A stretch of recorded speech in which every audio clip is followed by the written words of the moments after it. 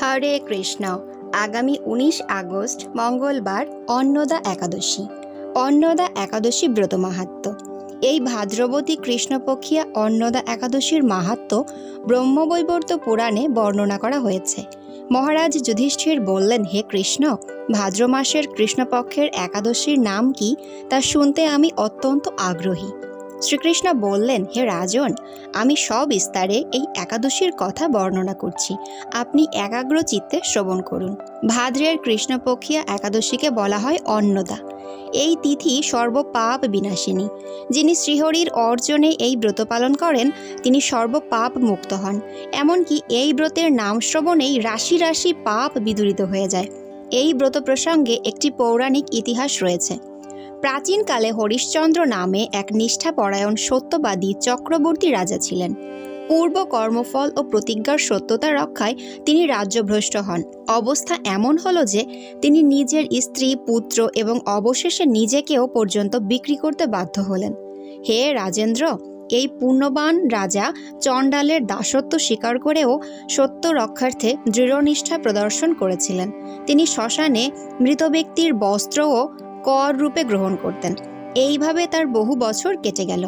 দুঃখসাগরে নিমজ্জিত হয়ে কি করি, কোথায় যাই, কিভাবে এ দুর্দশা থেকে উদ্ধার পাই, এই চিন্তায় তিনি দিনরাত্রি বিভোর হলেন। এমন সময় দৈবক্রমে দুঃখী গৌতম ঋষি রাজার কাছে এলেন। রাজা মুনিকে দর্শন করে ভক্তিভরে প্রণাম করলেন। করজোড়ে তার সামনে দাঁড়িয়ে একে একে নিজের সমস্ত কথা জানালেন। রাজার দুঃখের কথা শুনে মুনিবর বিস্ময়াপন্ন হলেন। অত্যন্ত ব্যথিত হয়ে তিনি বললেন, হে রাজন, ভাদ্র মাসে কৃষ্ণপক্ষের একাদশী অন্নদা নামে জগতে প্রসিদ্ধ। আপনি এই ব্রত পালন করুন। এই ব্রত প্রভাবে আপনার সমস্ত পাপের বিনাশ হবে। আপনার ভাগ্যবশত আগামী 7 দিন পরেই এই তিথির আবির্ভাব হবে। ওই দিন উপবাস থেকে রাত্রি জাগরণ করবেন। এইভাবে ব্রত উদযাপনে আপনার সমস্ত পাপ ক্ষয় হবে। হে রাজন, আপনার পুণ্য প্রভাবে আমি এখানে এসেছি, জানবেন। এই কথা বলে গৌতম মুনি অন্তর্হিত হলেন।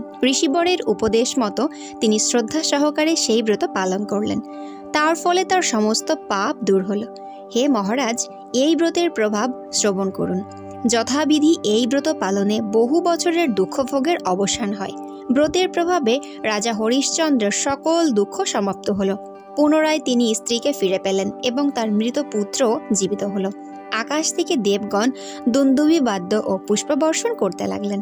নিষ্কণ্টক রাজ্যসুখ ভোগ করে অবশেষে আত্মীয় স্বজন ও নগরবাসী সহ স্বর্গে গমন করলেন।